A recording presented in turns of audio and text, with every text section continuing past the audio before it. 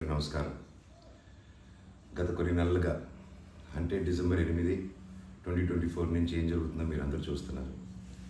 మీ అందరికీ my apologies, నన్ను క్షమించండి.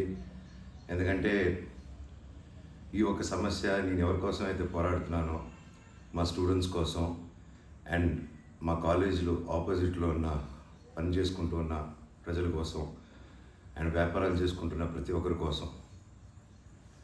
అండ్ నేను ఫస్ట్ నుంచి దాని మీద మాట్లాడుతుంటే అది తప్ప డైవర్షన్ చేస్తూ నా మీద అటాక్లు చేస్తూ నా కుటుంబ సభ్యులను లాగుతూ నన్ను ఒక మనిషిని ఎన్ని విధాలుగా ఇబ్బంది పెట్టాలో అన్ని విధాలుగా ఇబ్బంది పెట్టేస్తున్నారు.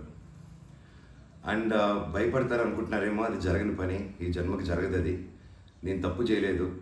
నా మీద, నా భార్య మీద దాదాపు 32 కేసుల వరకు వేశారు. 32 కేసులు ఢిల్లీ నుంచి వాళ్ళ మనుషులతో, తిరుపతి నుంచి, హైదరాబాద్ నుంచి, ఎన్ని కోర్టులు ఉంటే అన్ని కోర్టుల నుంచి, ఎన్ని కలెక్టర్ ఆఫీసులు ఉంటే అన్ని కలెక్టర్ ఆఫీసుల నుంచి, అండ్ అన్ని బోగస్ కేసులే. అండ్ అన్నింటికి నాది ఒకటే రిప్లై, ఎందుకంటే నిజానికి ఒకే వర్షన్ ఉంటుంది, అబద్ధానికి అన్ని వర్షన్స్ ఉంటాయి. క్లుప్తంగా ఈ మధ్య జరిగింది. నేను ఫస్ట్ ఏం చెప్తున్నాను, వీళ్ళు బౌన్సర్స్ వేసుకొని మా వాళ్ళందరినీ కొడుతున్నారు, అక్కడ ఊరు వాళ్ళందరినీ కొడుతున్నారు, స్టూడెంట్స్ని కొడుతున్నారు అని నేను చెప్తూనే వస్తున్నాను. నేను అలా చెప్తుండగా నేను రాయచోటికి ఒక ఫంక్షన్కి వెళ్ళినప్పుడు ఆ ఫంక్షన్లో ఇక్కడ ఉన్న వాళ్ళందరూ వచ్చి ఒక వ్యక్తి రాకుండా ఇక్కడ వ్యాపారం చేసుకుంటుంటే ఆయన స్టోర్లో దూరి వస్తువులన్నీ ధ్వంసం చేసి కొట్టేసి అక్కడ ఉన్న స్టూడెంట్స్ని కొట్టి అద్దాలన్నీ పగలగొట్టి ఆ వీడియోస్ అన్నీ వచ్చాయి బయటికి.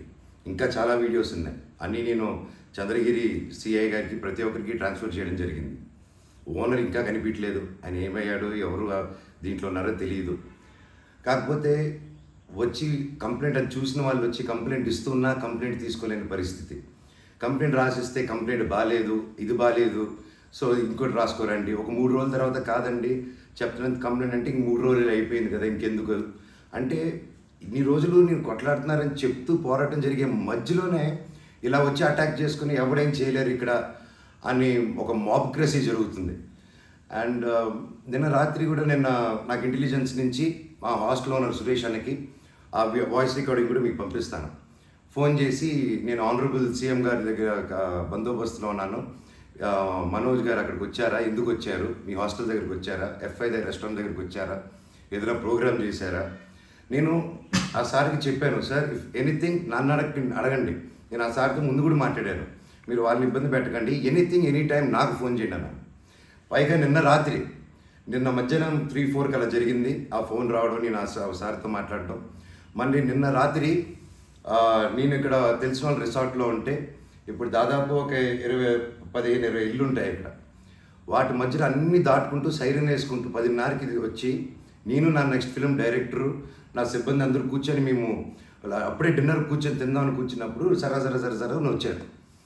సరే ఏంటని అందరూ కంగారు పడి వెళ్ళారు. ఏంటి సార్ అంటే, మీరంతా ఇక్కడ ఏం చేస్తున్నారు, నేను సీఎం గారి దగ్గర నుంచి వస్తున్నాను, ఆనరబుల్ సీఎం గారి దగ్గర నుంచి వస్తున్నాను, నీ పేరేంటి, ఏ ఊరు, అసలు ఇక్కడ ఎందుకు ఉంటున్నారు మీరు అని రాత్రి 10:30కి ఒక ఎస్ఐ గారు, కానిస్టేబుల్ గారు. అండ్ నేను వెంటనే దిగాను కిందకి. సార్ ఏంటి సార్ సీఎం గారు దగ్గర నుంచి వచ్చారని చెప్తున్నారు, what did we do mistake sir, ఒకసారి నాకు చెప్పండి ఎవరు అప్రోచ్ అయ్యారో, నేను వచ్చి కలుస్తాను సార్ అని చెప్పాను. లేదు సీఎం గారు లేదు, నేను ఆయన బందోబస్తు ఫినిష్ చేసుకుని వచ్చాను అని చెప్పి ఆయన మాట మార్చారు. ఓకే సార్ అంటే మేము దాదాపు ఒక 10-15 మంది ఉన్నామండి ఇక్కడ రిసార్ట్లో, ఒక 3 ఇల్లు తీసుకుని ఉన్నాం. అండ్ అందరూ చూస్తున్నారు, అన్ని రికార్డింగ్స్ అన్నీ చేస్తున్నాం మేము జరిగిందంతా.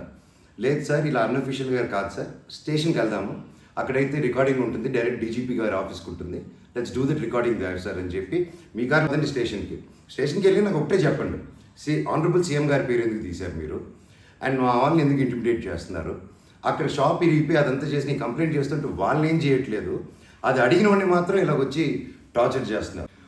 భయానికంటే ప్రేమ గొప్పదండి, అది నేను నమ్ముతాను. అండ్ నేను మళ్ళీ చెప్తాను, జరిగింది ఇది.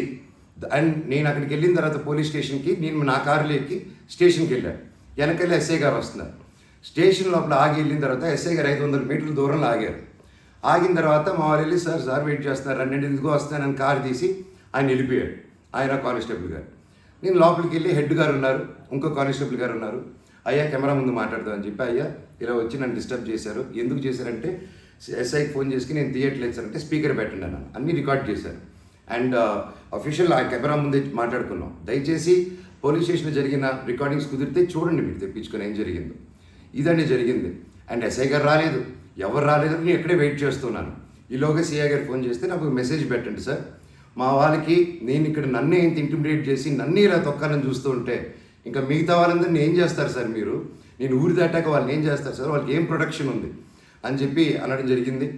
సో ఇది జరిగింది, ఎందుకంటే ఒక్కొక్కరు ఒక్కొక్క న్యూస్ క్యారీ చేస్తున్నారు. But this is the facts happen. నా దగ్గర ప్రతిదీ ఫ్యాక్ట్ ఉంది. నన్ను తప్పు అయితే నా షర్ట్ పట్టుకుని ఎవరే మనోజ్ నువ్వు తప్పురా అని అడగండి మీరు, I'm ready for that. But దీంట్లో దీంట్లో ఏది నాది ఒక తప్పు లేదు. అండ్ ఈరోజు కూడా I'm going to meet SP గారు ఈరోజు 5 గంటలకి. ఆయన కలిసి ప్రతి ఒక్క ప్రూఫ్ ప్రతిదీ నా దగ్గర ఉండేది వెళ్ళి తీసుకెళ్ళి చూపించి సార్కి సబ్మిట్ చేయాలనుకుంటున్నాను. థ్యాంక్ యూ సో మచ్ అండి. జై హింద్.